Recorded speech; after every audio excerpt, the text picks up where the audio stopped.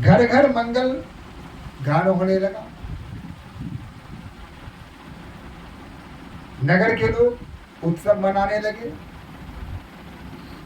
जो प्रमुख मार्ग था, गलियां थी, प्रत्येक स्थान पर वंदनवार लगा दिए गए, बाजे गाजे शुरू हो गए। आनंद में सब मस्त थे। परमानंद की अनुभूति सबको हो रही थी। कहीं किसी प्रकार का कोई अवरोध नहीं था, कहीं कोई क्लेश नहीं था, कोई दुख नहीं था। आनंद ही आनंद था। आनंद के सागर में सभी गोते लगा रहे थे। भवन वेद धुनि अति मृदुबानी, जनु खग मुखर समय जनु सानी। कौतुक देखी पतंग भुलाना, एक मास ते जात न जाना। नगर की शोभा और वहां का जो प्राकृतिक वैभव था, यह इतना सुंदर और सुखदायी हो गया था कि भगवान सूर्य भी चलना भूल गए। देखने में इतने मस्त हो गए कि एक टक देखते ही रह गए, चलना भूल गए। कहते हैं 1 महीने तक वही ठहर गए। और भगवान राम जिस नगर में पैदा हुए थे, अयोध्या धाम में, उस नगर की शोभा देखने लगे, वहां के उत्सव में आनंदित होने लगे और सब कुछ भूल करके वहीं ठहर गए।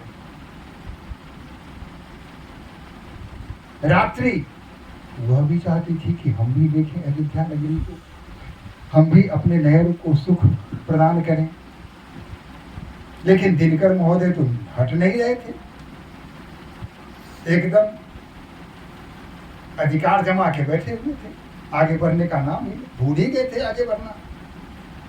अब रात्रि को बड़ी समस्या हो रही थी कि ये दिनकर जाएंगे नहीं तो मैं आऊंगी कैसे, बड़ी समस्या हो गई। अतः एक ही तरीका हुआ कि रात्रि भी किसी प्रकार लुकते छुपते आ गई। लेकिन रात्रि का जो अंधकार होना चाहिए वह नहीं फैल सका। धुंधलका किसी स्थिति हो गई, कुछ प्रकाश कुछ अंधेरा, यानी संध्या की स्थिति बन गई। और बहुत दिनों तक यही स्थिति है। रात्रि भी देख रही थी और दिनकर यानी दिन भी उनको देख रहे थे। किसी किसी भांति उन्हें आभास हुआ और फिर दिनकर आगे बढ़ गए, लेकिन अनिच्छा से बढ़े, बढ़ने की इच्छा नहीं थी। अयोध्या की शोभा को देखने में इतने तल्लीन हो गए थे कि कर्तव्य भाव ही भूल गए थे, भक्ति में डूब गए थे भगवान सूरज। मास दिवस कर दिवस भाव, मरम न जानहि कोई। 1 महीने का दिन हो गया, क्योंकि भगवान सूर्य जा ही नहीं रहे थे। रथ समेत रवि हाके निशा कवन विधि हो। रथ के साथ ही वहीं ठहर गए, रथ भी रुक गया और भगवान भास्कर भी वहीं रुक गए। अब भगवान भास्कर वहां रुक गए तो रात कैसे हुई? रात्रि तो तभी हो सकती है जब भगवान सूर्य आगे की ओर बढ़े। भगवान सूर्य बढ़ नहीं रहे, रात्रि हो नहीं रही है। यह रहस्य काहू नहीं जाना, दिन मानी चले करत गुण गाना। देखी महोत्सव सुरमणि नागा, चले भवन वर्णत निज भागा। यह स्थिति को कोई नहीं जान सका। अब देखिए, एक दिन अगर 1 महीना का हो जाए, थोड़ा सा दिन बड़ा हो जाता है तो लोग थक जाते हैं। उनके मन में यह विचार आता है कि कितना बड़ा दिन हो गया है, जल्दी क्यों नहीं शाम हो रही है। प्रत्येक व्यक्ति को रात्रि विश्राम की आवश्यकता होती है। लेकिन अयोध्या के जो लोग थे वो इतने आनंद में भग्न थे, इतना उत्साह उनके भीतर भरा हुआ था, उनके अंतर में भरा हुआ था कि उन्हें पता भी नहीं चला कि यह 1 दिन नहीं, यह 1 दिन 1 महीने का हो चुका है। इसका अनुमान भी लोगों ने नहीं लगाया।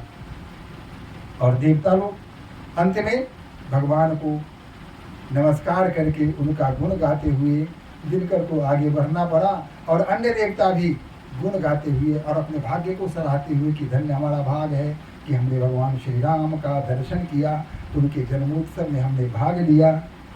इस तरह की परमानंद प्रेम सुख फूले, बीत ही फिर ही मगन मन भूले, यह शुभ चरित जान पै सोई, कृपा राम के जा पर हुई। ते अवसर जो विधि आवा। अब राम, भगवान राम, अब धीरे धीरे समय तो बीत रहा है। अब भगवान राम घुटन चलने लगे हैं, घुटने केवल चलना प्रारंभ कर दिया, और अस्फुट शब्दों में कुछ शब्द भी निकालने लगे। चारों तरफ आनंद ही आनंद आ गया। जब बच्चा पहला शब्द जब मुंह से निकालता है, माँ माँ माँ, इस तरह के कुछ शब्द कहता है, तो परिवार में किसी को कितनी खुशी होती है यह तो कहना कठिन है। खुशी तो सबके होती है, आनंद में सभी होते हैं, लेकिन माँ की क्या स्थिति होती है बच्चे की आवाज को सुन के, यह तो कोई माँ ही बता सकती है। भगवान राम अपने चारों भाइयों के साथ थोड़े और बड़े हो जाते हैं, अब बालक रूप हो जाता है, अब वो चलने भी लगे हैं, ठुमुक ठुमुक करके चलते हैं, चलते हैं, गिर जाते हैं, फिर उठते हैं, फिर चलते हैं। जो प्रभु समस्त विश्व को, तीनों लोक को चलाने वाले हैं, उनको चलना सिखाया जाता है। यह आश्चर्य की बात है। देखिए, भक्त के लिए भगवान यह रूप ही धारण करते हैं। माता कौशल्या को जो वरदान उन्होंने दिया था पिछले जन्म में, उसको पूरा करने के लिए बाल लीला कर रहे हैं भगवान राम। घुटुरन चलत रेणु तन मंडित, मुख दधि लेप किए। घुटुरन चल रहे हैं, रेणु तन मंडित, पूरे शरीर पर बालू मिट्टी लगी हुई है, मुख दधि लेप किए, और मुख में दधि लगा हुआ है। बच्चे जब खाते हैं तो पूरी तरफ, सयाने तो है नहीं कि पूरी तरह मुंह में डाल लेंगे, वो जब खाते हैं तो कुछ इधर लगता है, कुछ इधर लगता है। लेकिन अगर हम बड़े खाते हैं और हमारे मुंह में अगर इधर उधर लग जाए तो वह सौंदर्य नहीं, थोड़ा सा लोग कहते कैसा लग रहा है मुंह में, कैसे आपत्ति का गाल में लगा हुआ जूठा है। लेकिन बच्चे के मुख पर अगर गाल में, नाक में या ठुड्डी पर अगर जूठा लगा हुआ है तो उसका सौंदर्य ही कुछ और होता है, उसका आनंद ही कुछ और होता है। भगवान राम भी उसी स्थिति से गुजर रहे हैं, उनके भी मुख दधि लेप किए, और मुख में दधि का लेप किए हुए हैं, घुटन चल रहे हैं। अब यहाँ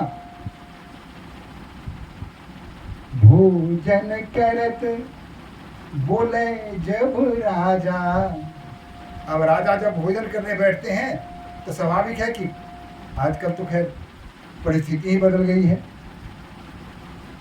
अब माता पिता डाइनिंग टेबल पर बैठते हैं और कांटा, चम्मच, चाकू, ये खाने का ये अस्त्र शस्त्र लेकर के खाने के लिए बैठते हैं।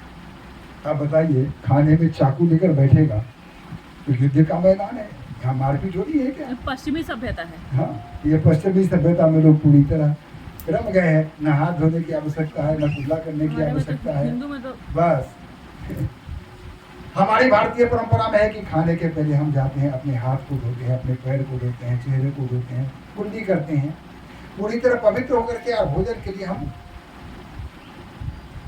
आसन लगा के बैठते हैं, और सामने भोजन आता है तो अन्नपूर्णा माता को हम पहले प्रणाम करते हैं, उन्हें धन्यवाद देते हैं कि आज उन्होंने आपकी भूख मिटाई है। गौग्रास निकालते हैं, गौग्रास निकालते हैं, और तब जाकर के हम भोजन प्रारंभ करते हैं। लेकिन अब क्या है, अब ऐसा कुछ नहीं है। डाइनिंग टेबल पर बैठे, एक तरफ पिता, एक तरफ माता, दादा दादी का कोई नाम निशान नहीं, पता ना कहाँ दादा दादी हों।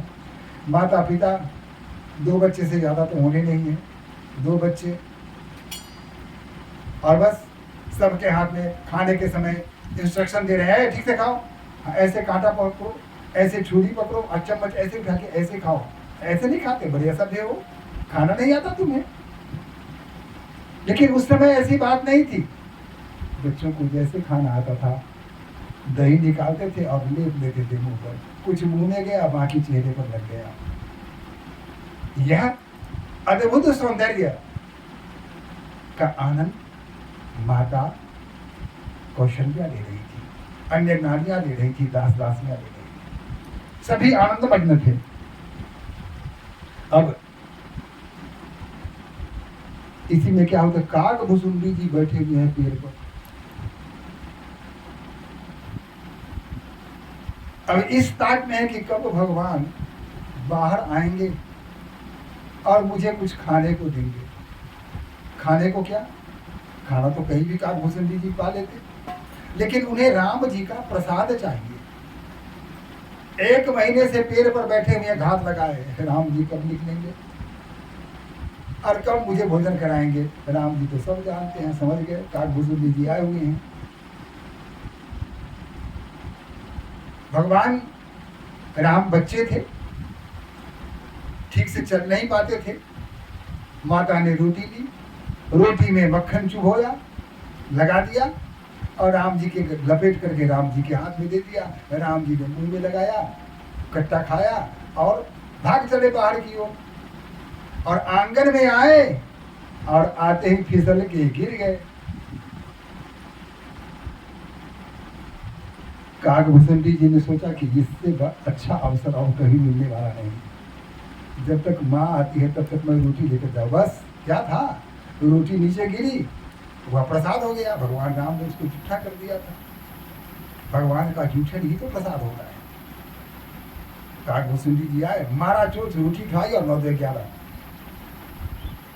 अब माँ दौड़ के आई कौशल्या माता की, क्या हुआ हमारे लाल को, नीचे कैसे गिर गए।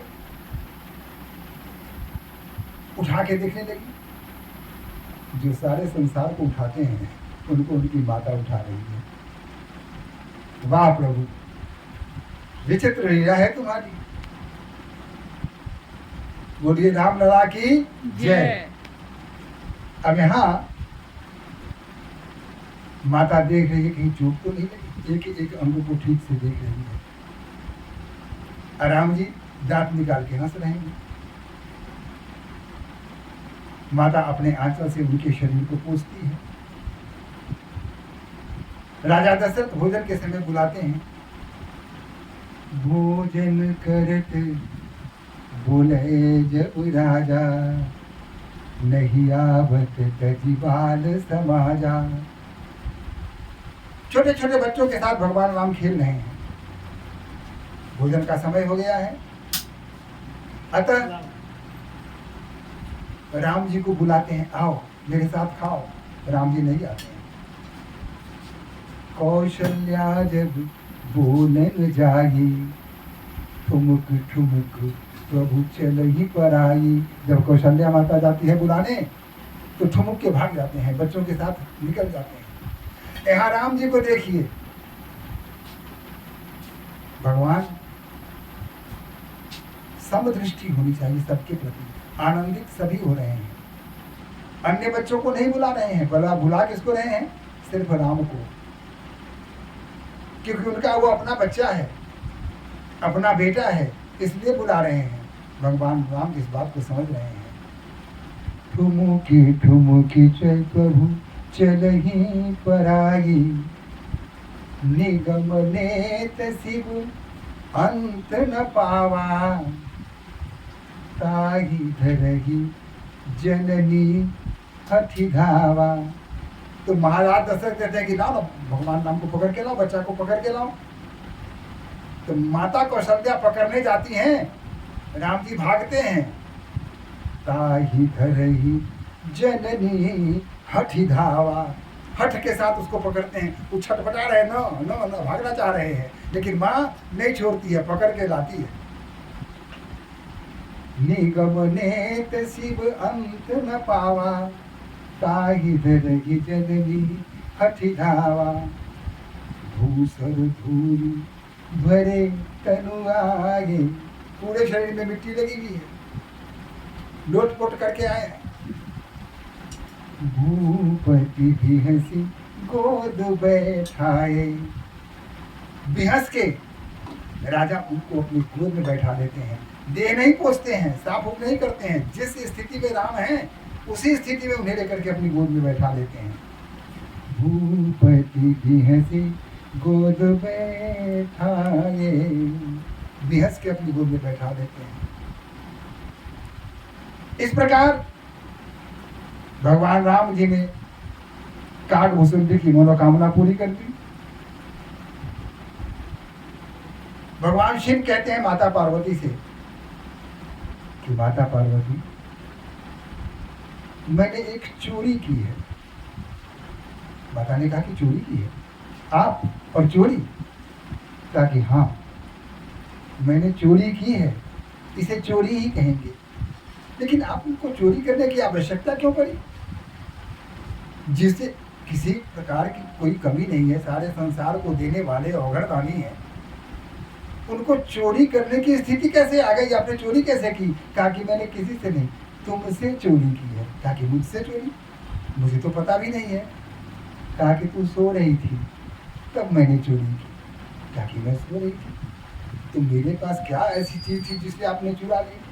कहा कि जब तू सो रही थी तो मैं भगवान राम के दर्शन करने के लिए चुपके से मैं तुम्हें सोते में छोड़कर निकल भागा, और अयोध्या में जाकर के भगवान राम का दर्शन किया। मैं अकेले नहीं था, काकभूषुंडी भी थे। हम लोगों ने मानव का रूप धारण किया और तब जाकर के भगवान राम का दर्शन किया। किसी प्रकार दर्शन कर लिया हम लोगों ने। वहाँ जाने के पश्चात हमने देखा कि चारों तरफ नगर की शोभा बढ़ी हुई है, सभी जय जयकार कर रहे हैं, हर्ष उल्लास चारों तरफ फैला हुआ है। तो ऐसी स्थिति में मैंने तुम्हें जगाना ठीक नहीं समझा। यह बात मैं तुम्हें इसलिए कह रहा हूँ कि तुम्हारे हृदय में भी तुम राम जी की अन्य भक्ति तुम्हारे हृदय में है, इसलिए यह बात मैं तुम्हें बता रहा हूँ। अन्यथा तुम्हें कहने की आवश्यकता नहीं थी, और तुमसे चुपके जाने की इसलिए मैंने सोचा कि तुम्हें किसी प्रकार मेरे इस कृत्य से, मेरे इस काम से तुम्हें व्यवधान कोई कष्ट न हो। इसको ध्यान में रख करके मैं चुपके से चला गया, और मैं चुपके से चला आया, तुम्हें पता भी नहीं चला। अब माँ ने कहा कि तेरी चोरी थोड़ी हुई, मुझे भी ले चलते, मैं भी जाती आपके साथ, मैं भी भगवान श्री राम का दर्शन कर लेती। कहा कि वैसे तो हमारे हृदय में ही भगवान श्री राम विराजमान है, लेकिन इन्होंने जो अवतार लिया, उस अवतार के दृश्य को देखने के लिए मेरी आंखें लालायित थी, तरस रही थी। उस दृश्य को देखने के लिए मैं वहां गया। नहीं तो भगवान राम से सर्वदा सदैव मेरे हृदय में ही निवास करते हैं।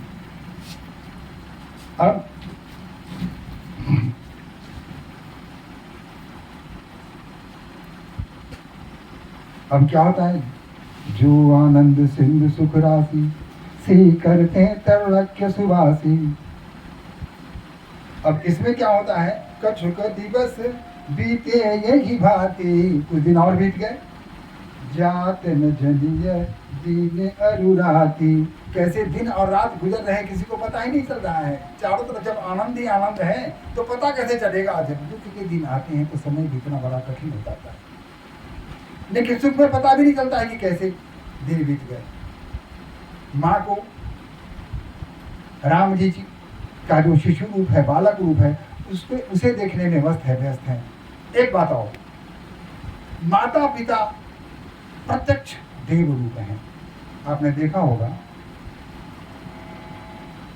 भाई बहन,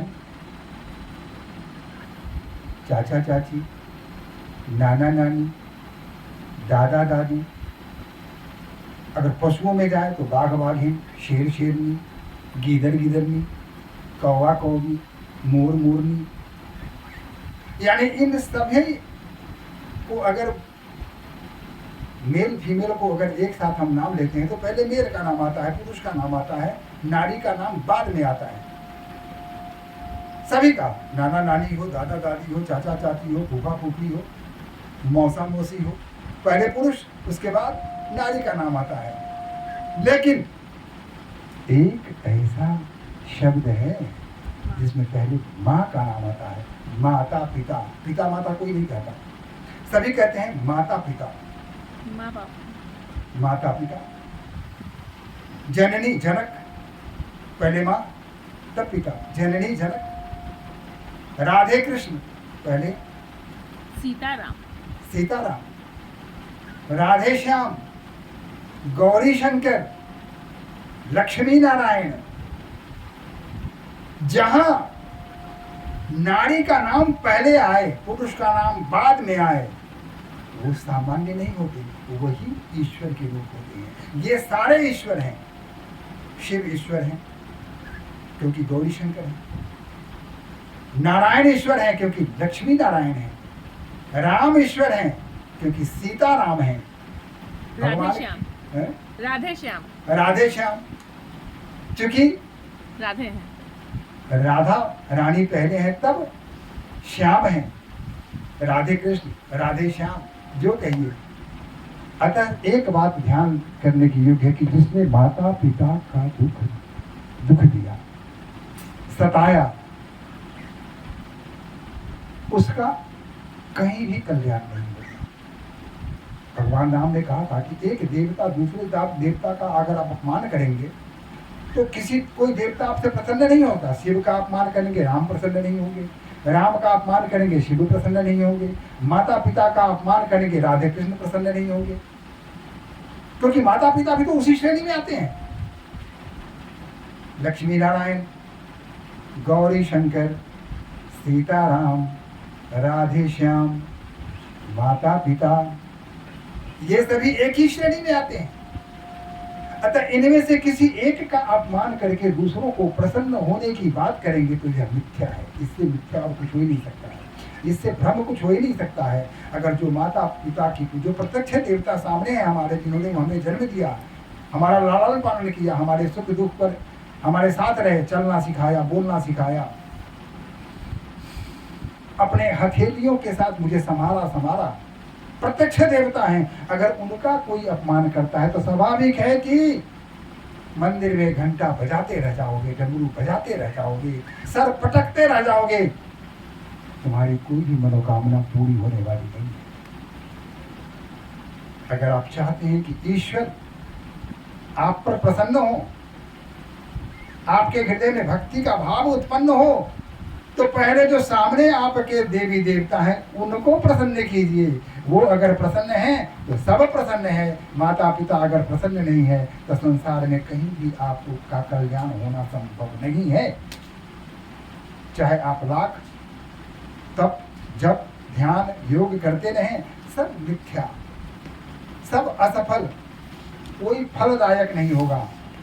एकमात्र उद्देश्य है कि माता पिता, भाग्यशाली वैसे लोग होते हैं जिनके माता पिता जीवित हैं, जिन्हें अवसर मिलता है ईश्वर की सेवा करने का।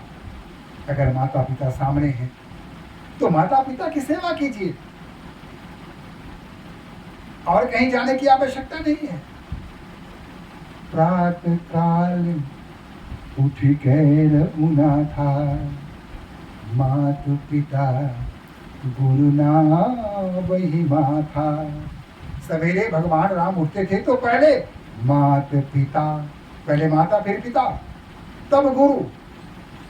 माता पिता गुरु ना वही माथा। माता पिता और गुरु के सामने उनका चरण वंदन करते थे, उनके सामने सर झुकाते थे, पूजा करते थे। भगवान राम स्वयं करते थे ऐसा। आदर्श हमारे राम है, तो अगर राम हमारे आदर्श है तो माता पिता की सेवा पहले हो, उनकी पूजा पहले हो, उसके बाद गुरु या कोई। प्रथम गुरु हमारी माँ होती है, माँ से बढ़कर गुरु कोई नहीं होता है। सब कुछ तो हमें माँ ही सिखाती है।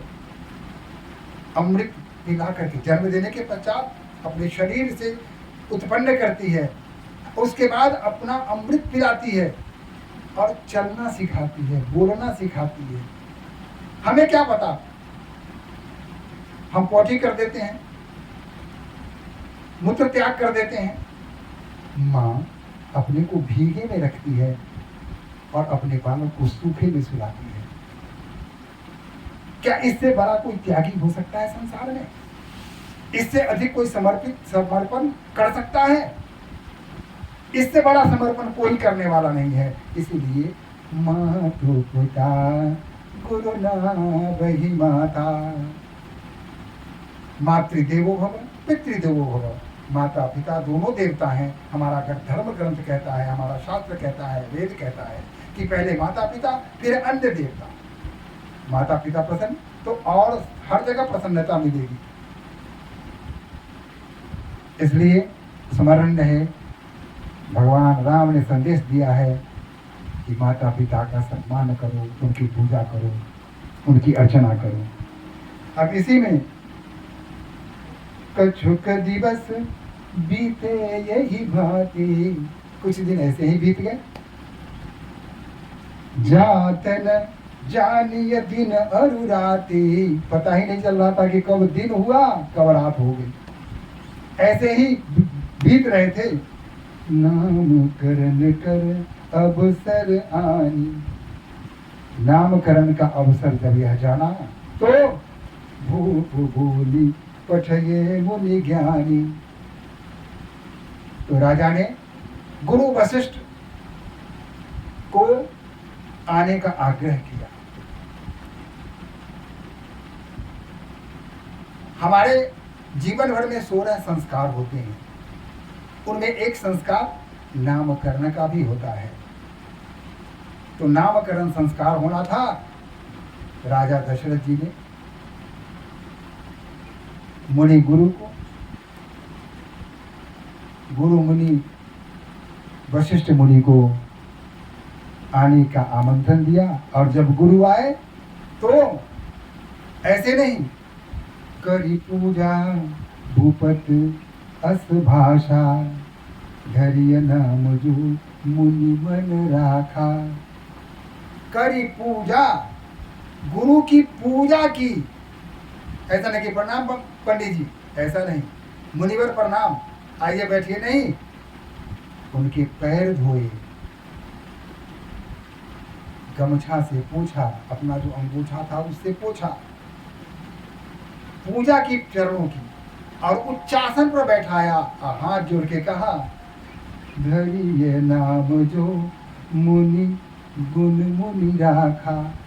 हे मुनिवर, अब इन पुत्रों का नामकरण आप कीजिए जो आपने पहले से सोच रखा है।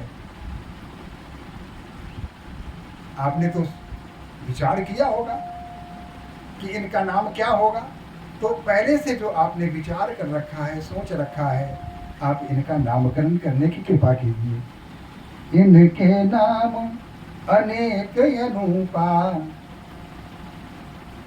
गुरु वशिष्ठ ने कहा कि ये जो आपकी गोद में बालक, पहला बालक है, वो जो बैठा हुआ है सांवले रंग का, सबसे ज्येष्ठ पुत्र जो आपका है, वो इनके नाम अनेक अनुपा। इनके अनेक नाम है और अनूप नाम है।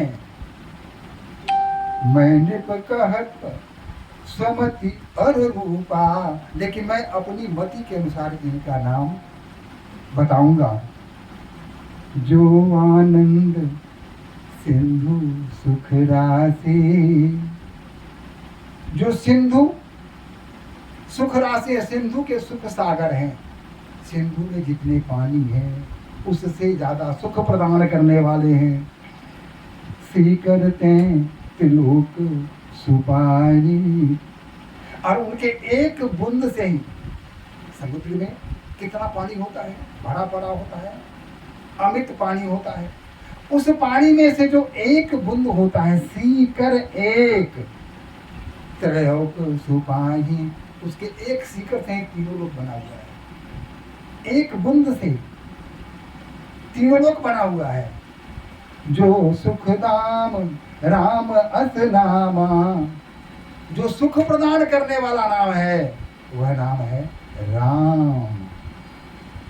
अखिल लोक दायक विश्रामा, सारे लोग को जो सुख प्रदान करता है, आनंद प्रदान करता है, वह नाम है राम। और भगवान राम का नाम पड़ गया।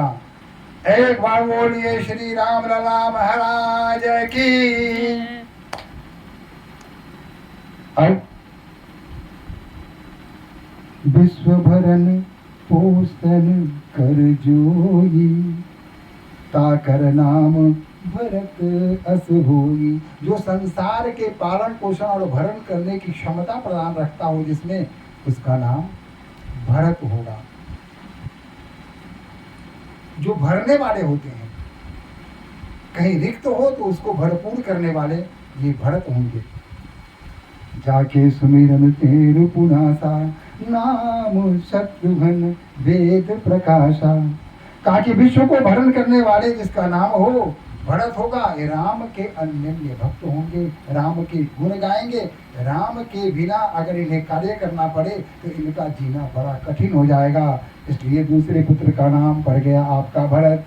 एक बार बोलिए भरत लाल की जय। जाके सुमिरन ते रिपुनासा, जिसके स्मरण मात्र से शत्रु का विनाश हो जाए। नाम शत्रुघ्न वेद प्रकाशा, उस बालक का नाम वेद शत्रुघ्न होगा। शत्रु को हल करने वाला, शत्रु को नाश करने वाला आपका जो ये चतुर्थ पुत्र है। क्योंकि उस समय उनकी गोद में 3 ही बच्चे थे, एक राम थे, भरत थे और शत्रुघ्न थे। और उनके बगल में माता की गोद में लक्ष्मण थे।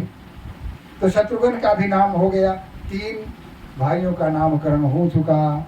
तो एक बार बोलिए शत्रुघ्न महाराज की जय।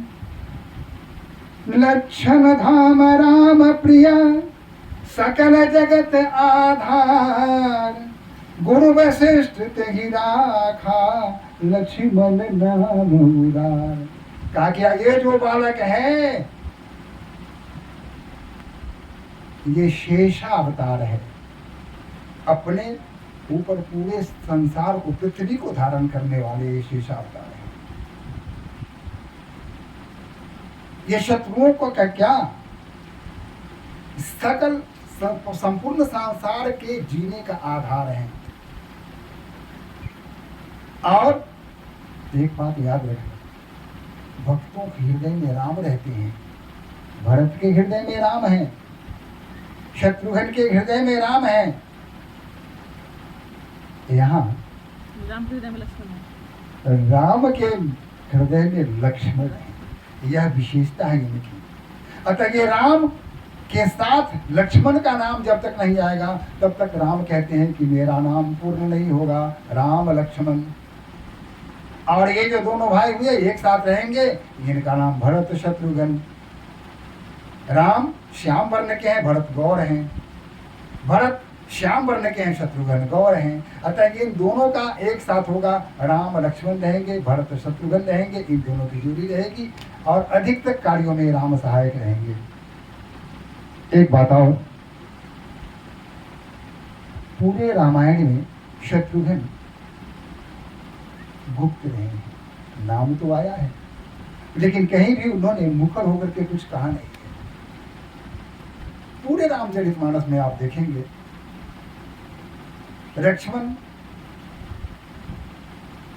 का कोई कार्य ही नहीं रहा, कहीं भी कोई विशेष प्रतिक्रिया उन्होंने नहीं दी। शत्रुघ्न का वो हमेशा भरत के साथ रहे, भरत के किसी भी कृत्य में उनका साथ रहे, उनका साथ निभाया, इस तरह से। इसलिए एक बात और ध्यान रखिए, जो मौन होते हैं,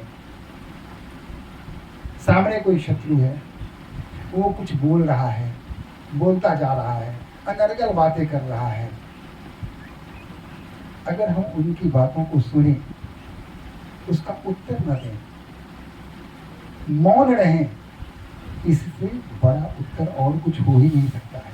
अगर शत्रु को पराजित करना आप चाहते हैं कि शत्रु पराजित हो जाए तो वह बोलेगा, आप बोलेंगे, फिर विवाद प्रारंभ हो जाएगा, गाली गलौज मारपीट तक की स्थिति आ जाएगी। लेकिन शत्रु अगर कुछ बोल रहा है, आपने कुछ भी नहीं कहा, इसका दूरगामी परिणाम होता है। शत्रु बोल के चला गया, आप चुप रहे, कुछ नहीं कहा आपने, शत्रु जब जाएगा तो रात को नींद नहीं आएगी, कई दिनों तक वह इसी चिंता में रहेगा कि मैंने इतना कुछ किया, आखिर उसने कुछ कहा क्यों नहीं। उसके मन में कई तरह के भाव आ सकते हैं, कहीं मेरे लिए विशेष षड्यंत्र तो नहीं कर रहा है, उसने तो मुझे कुछ लगाया ही नहीं, मुझे मेरा मान ही नहीं दिया।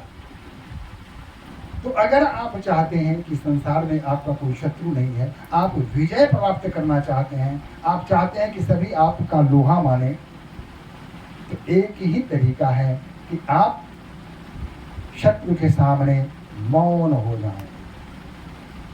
उसकी प्रत्येक बात को सुने, लेकिन उत्तर देने की आवश्यकता ही नहीं है।